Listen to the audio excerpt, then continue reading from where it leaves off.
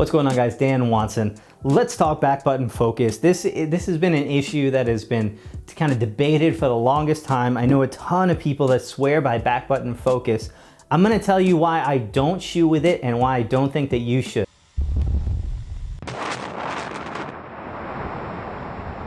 Now, I'm using the 5D Mark IV. It's the cameras we use for our weddings. Now, back in the day of the 5D Mark II, back button focus really became most popular, and I think because it really needed to be used. The only point that was actually good was the center point. It was the only one that gave you any kind of decent autofocus performance, and so really you needed to be focusing and recomposing so much in order to get decent results that it made sense to use that back button focus. Now, what that does is it lets you separate the autofocus from the actual trigger. Now, most cameras by default are set up that this is going to do your focusing and taking the picture. So as you hold it, it's going to focus first and then take your image. Now, some of the problems for that stemmed from if you were using your center focus point and your subject was off to the side, you really needed to focus on them using the center point and then recompose to whatever you wanted the picture to be. So you would turn the camera, focus, and turn the camera back and then take the picture, and it was really great for that. The other time that it was really nice is if you were shooting single point focus, which we do a lot in weddings. Single point focus, and all of a sudden your subject starts moving to you and you want to change your modes to continuous focus. Well, that can take some time if you're using the menu systems or some of the other buttons to use your camera, but I'm going to show you why that's not important anymore. And that can take some time to switch between those modes. If you're using the back button focus, your back button can be set to always use servo, and then as you're taking a single picture of them not moving, you just let go and it's going to stop tracking them. You can take all the pictures you want, and when they move towards you, you hold down that button and follow them, and then you can take your pictures as you need to. But now the 5D Mark IV has over 60 autofocus points, and they're really spread throughout the frame. The most accurate way of focusing is always going to be to move your focus point onto the area that you're focusing on and focus just there, and do not focus and recompose. That is the most accurate way. And if you're shooting with super wide aperture lenses like this is a Sigma 135mm f1.8, your depth of field could be a fraction of an inch. You need to be really dead on with that. And that is the number one reason that you don't need to do that anymore.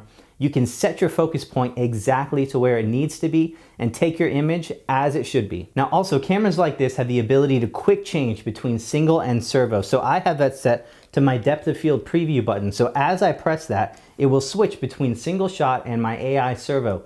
So as I'm shooting somebody, if they start moving towards me, all I have to do is hit that button and hold it down, and I can continue to shoot, and it's going to track with them as they move towards me and away, and as soon as they stop, I can let that go and continue to take pictures as normal. So that kind of negates the other reason for shooting back button focus. Now, a third reason for me is that no lens is exactly perfect, and if you think you might have focused and hit your target, sometimes it doesn't focus in the right place, or you might have accidentally focused somewhere else.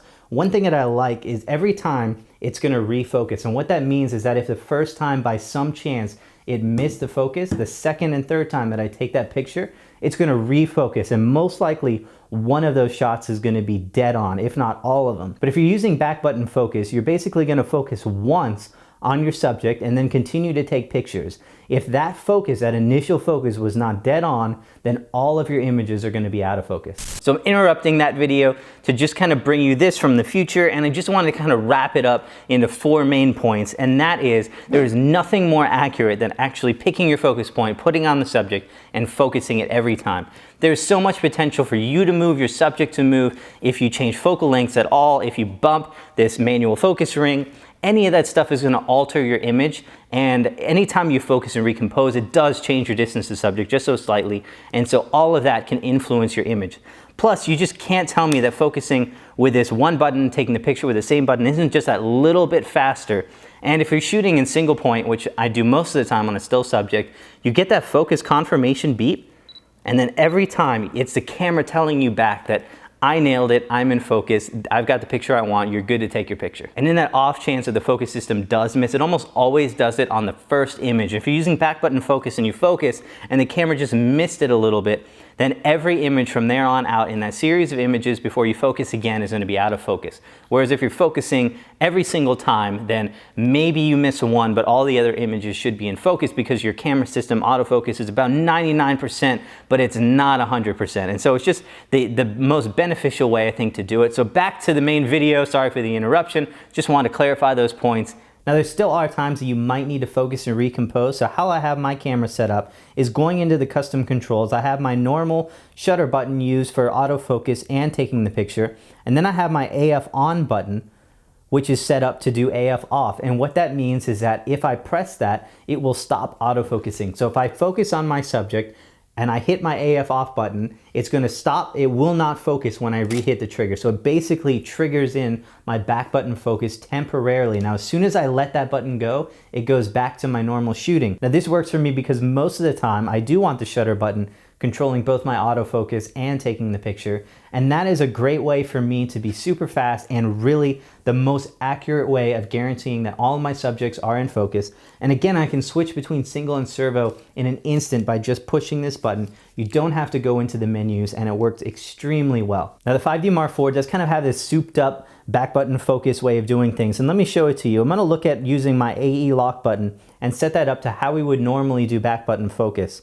I would set this to the metering and AF start, but you notice that I have this button called Info Detail, and if I press on that, I can actually set up custom autofocus modes for each option. So now if I push this, I can set different characteristics. I can have the operation go to servo. I can have it select a different autofocus setting, and I can do this with a bunch of different buttons. So actually 4 different buttons can be used for this. So now if I set this up and I actually hit this button right here, my AE lock button actually, it's gonna switch my camera to servo, and it's gonna set up all my autofocus points that way that I had it set up. Now you can also do that for your AF on button, as well as your some other buttons like the depth of field preview button.